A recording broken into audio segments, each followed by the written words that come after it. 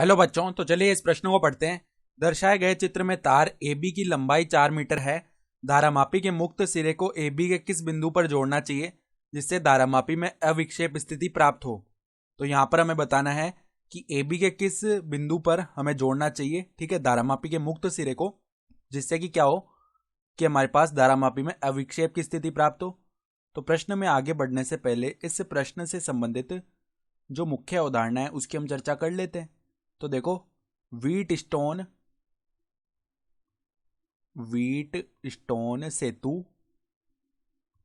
सेतु की संतुलन स्थिति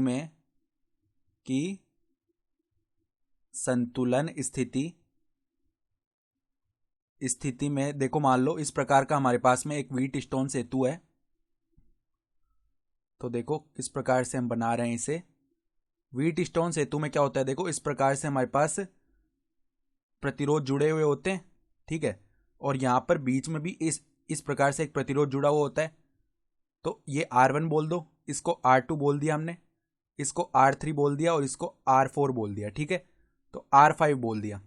तो संतुलन की अवस्था में क्या होगा, अगर R1 बट्टा R3 का जो मान है वो किसके बराबर आ रहा है, R2 बट्टा R4, ये अगर ये दोनों मान बराबर हो रहे हैं तो यहां से हमें क्या पता चलेगा कि R5 से कोई धारा नहीं जाएगी, कोई धारा प्रवाहित नहीं होगी।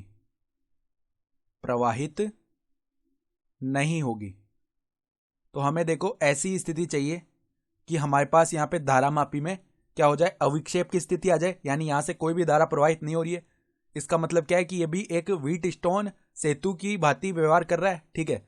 तो यहां पर अगर हम A से मान लें कि L लंबाई पर ये धारामापी रखने पर, मान लो यहां पर कोई बिंदु C है L लंबाई पर, ठीक है। अब पूरी AB की लंबाई हमें पता है 4 मीटर है, तो BC की लंबाई 4 माइनस L इतना मीटर आ जाएगी, सही है।